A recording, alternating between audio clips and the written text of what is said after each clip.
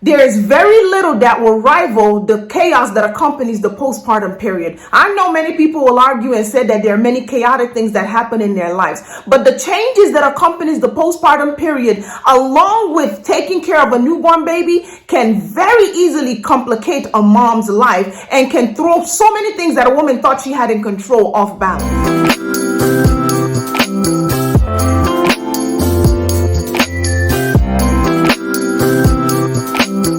Hello moms and dads, and welcome back to Nurse Onyi Teaches. My name is Onyi. If this is your first time here, you are most welcome. Make sure you look around at some of the other videos as they may address something that you have a question about. Also, make sure you hit the subscribe button and turn on your notification bell so that you are made aware of every time a new video is uploaded. Now, as you can tell by the title, in today's video, I am going to be discussing the importance of creating a schedule to put your baby on. Schedules are very important, but before I jump into the video, make sure you keep in mind that these videos are for informational purposes only, and by no means should you be using any of this content to self-diagnose or treat yourself. Make sure you work very closely with a doctor who knows your healthcare needs and can design a plan of care that addresses those needs. And without further ado, we're going to jump right in. There are many reasons why routines are very important in a newborn and an infant's life. When a mom gives birth, there is very little that will rival the chaos that accompanies the postpartum period. I know many people will argue and say that there are many chaotic things that happen in their lives, but the changes that accompanies the postpartum period, along with taking care of a newborn baby, can very easily complicate a mom's life and can throw so many things that a woman thought she had in control off balance. Now, when moms are first pregnant and, as their pregnancy progresses along, they walk around during the day, they do their activities. Well, babies in the womb can interpret that motion that mom gives them during the day as being soothing and relaxing. But as soon as the evening starts to approach and moms go lay down and try to get some sleep, baby goes, what happened to all that beautiful motion that was rocking me to sleep? And all of a sudden they start to move around and their activity increases during the evening periods rather than during the day when you want your baby to be awake. Well, when mom gives birth to her baby, there are many things that happen simultaneously. Your baby is now exposed to a circadian rhythm, meaning that your baby now deals with wake-sleep cycles that are affected by the sun. Prior to being born, your baby pretty much has no knowledge of what the sun is outside of your exposure to the sun. So when he or her is born, your baby needs to learn how to regulate his or her circadian rhythm. Now, when mom gives birth to her baby, she's also dealing with recovery. Her hormones are fluctuating up and down. She's also dealing with the new needs of feeding a newborn. She's dealing with sleep needs in her body. Her immune system is trying to re-regulate itself so that it can function back to the part that it functioned before mom got pregnant. There's so many different challenges that come on board immediately following the birth of a baby. Now, as these changes are occurring, it only makes sense that if moms or dads or family units create a schedule, it will help them to manage the changes that accompany the postpartum period. When you create a schedule, initially it will be a little difficult, but I'll cover that a little bit more as the video unfolds.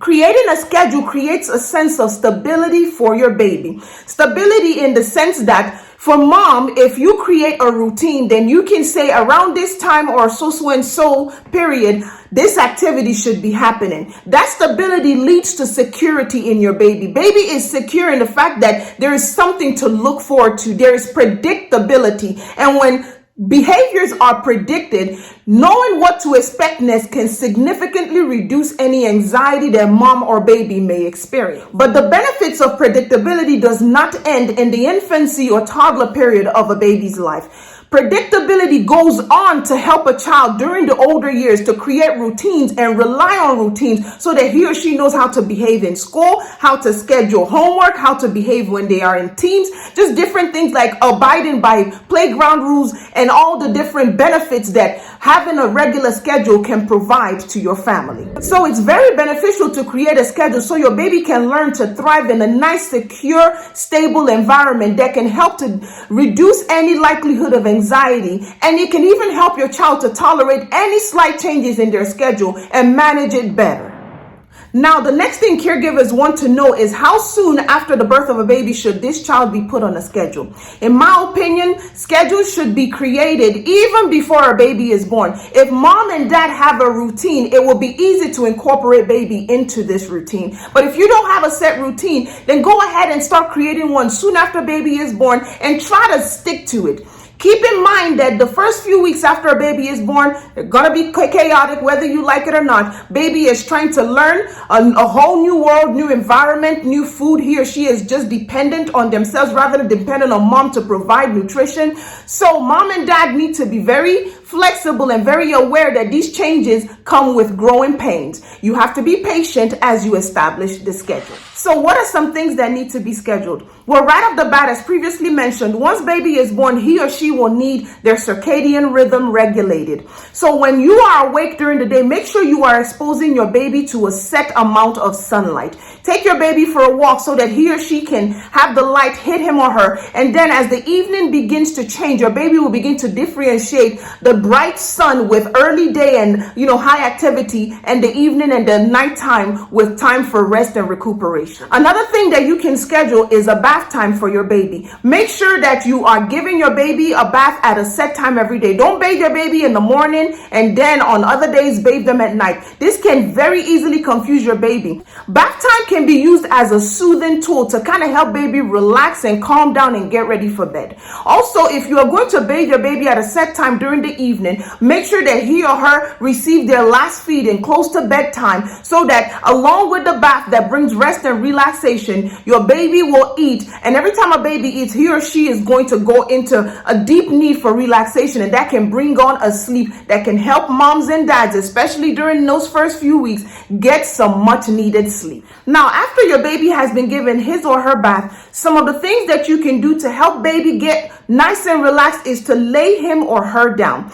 Babies need contact with their parents. That is how they learn to bond. But in order to train a baby on how to self-soothe, you're going to have to lay that baby down. The more you lay your baby down, the more he or she learns activities or behavior that helps to calm them down naturally rather than depend on their caregiver to soothe them to sleep. Make sure that the room is kept at a comfortable temperature. If your baby is too hot or too cold, he or she may have a hard time settling down and going to sleep. Along with scheduling a set time for bedtime, make sure that you are also setting nap time at regular intervals so that your baby can fall into a rhythm and expectation of when sleep and wake cycles are appropriate.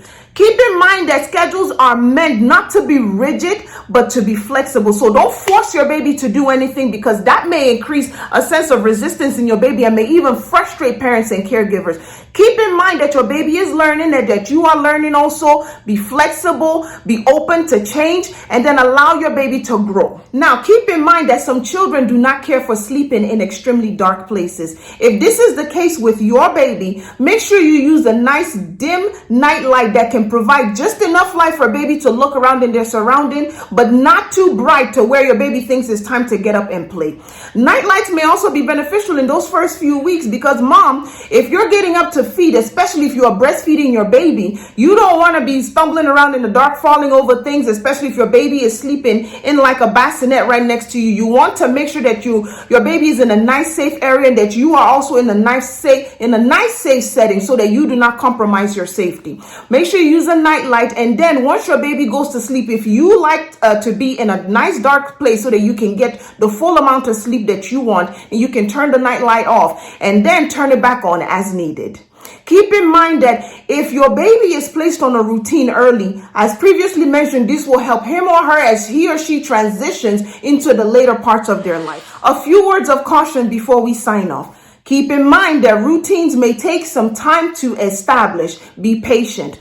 Also, be flexible. As your baby grows, he or she will experience growth spurts, where during these growth spurts, he or she will eat more, he or she will sleep a little less or sleep a little bit more. So be flexible with your scheduling. Keep in mind also that as your baby transitions into the toddler period, he or she may feel the need to challenge routines just as he or she begins to exert their dominance and show their personality.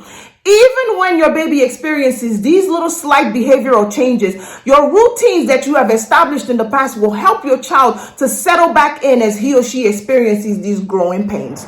Now, if you have learned anything from the content of this video, make sure you give it a thumbs up. Make sure you also hit the subscribe button, and don't forget to turn on that little notification bell, because that is how you are made aware of every time a new video is uploaded.